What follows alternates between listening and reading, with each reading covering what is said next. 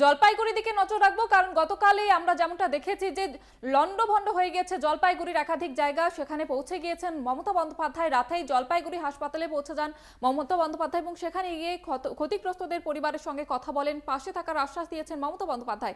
এবং আপনারা দেখতে পাচ্ছেন সেই ছবি, কার্যত লন্ডভন্ড অবস্থা এবং আশ্রয়হীন বহু মানুষ, আহত হয়েছেন প্রায় 200 জন, মৃত্যু হয়েছে 4 জনের। ইতিমধ্যেই রাজ্যপাল সিভি আনন্দ বোস সেখানে পৌঁছে যাবেন এবং অভিষেক বন্দ্যোপাধ্যায়েরও যাওয়ার কথা রয়েছে জলপাইগুড়িতে। প্রধানমন্ত্রী নরেন্দ্র মোদী তিনিও এক্স হ্যান্ডেলে শোক প্রকাশ করেছেন।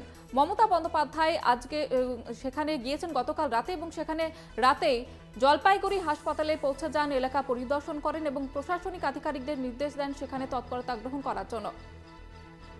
সেখানে পৌঁছে গিয়ে স্থানীয় মানুষের সঙ্গে কথা বলেন, হাসপাতালেও আহতদের সঙ্গে দেখা করেন মমতা বন্দ্যোপাধ্যায় এবং সেখানকার মানুষদের পাশে থাকার বার্তা দিয়েছেন মমতা বন্দ্যোপাধ্যায়।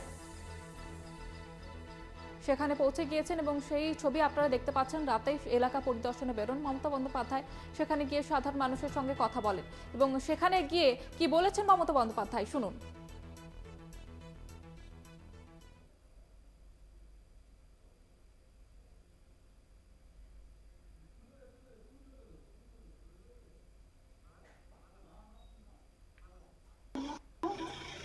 রিলিফ ক্যাম্পে গিয়েও দেখা করলাম, মৃতদের পরিবারও দেখা হয়েছে, আপনারা দেখেছেন।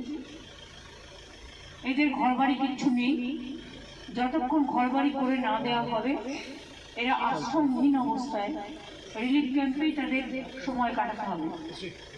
প্রশাসন নিশ্চয়ই তার সম্পূর্ণ সহযোগিতা নিয়ে তাদের সম্পূর্ণ পাশে থাকবে এবং প্রশাসনের সাথে যারা যুক্ত আছেন তারা যথেষ্ট উদ্যোগ নিয়ে কাজ করেছে এবং বাদ বাকিটা তাদের আশ্রয়, তাদের খাবার, তাদের রিলিফ, তাদের চিকিৎসা, তাদের অন্যান্য যে সমস্ত রিলিফে আমরা দিই সেগুলো সমস্ত কিছু দিতে হবে, কারণ তাদের কাছে একটা বাসনপত্র পর্যন্ত দিই। ইলেকশন ডিক্লেয়ার হয়ে গেছে, আগামী 3 মাস এমনই একটা অবস্থা, অসহায় অবস্থা, ইচ্ছে থাকলেও আমি নিজে বলতে পারবো না, প্রশাসনের মতো করবে।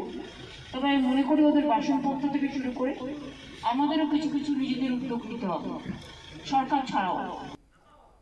আপনারা শুনলেন মমতা বন্দ্যোপাধ্যায়, তিনি কিন্তু পাশে থাকার বার্তা দিয়েছেন এবং প্রশাসনিক আধিকারিকদের নির্দেশ দিয়েছেন দ্রুত তৎপরতা গ্রহণ করার। এবং আজকে সেখানে যাবেন রাজ্যপাল সিভি আনন্দ বোস এবং সেখানে গিয়ে এলাকা পরিদর্শন করবেন, তিনি ক্ষতিগ্রস্ত এলাকা পরিদর্শন করবেন রাজ্যপাল সিভি আনন্দ বোস। তিনি ঠিক কি বলেছেন এই বিষয় নিয়ে শুনুন।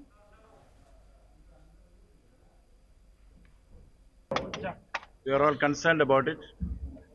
Yesterday itself, I had a detailed discussion with the National Disaster Management Authority members and the Secretary. They have been requested to supply reinforcement by way of men and materials if need be. They are all ready. All the agencies are acting together in unison. And as we know, my honorable esteemed constitutional colleague, the Chief Minister, has also reached the place. I will be there. I will visit the field, interact with the officials concerned, and understand the woes faced by the people. Then we'll take whatever decision is required, bring them mitigation and relief.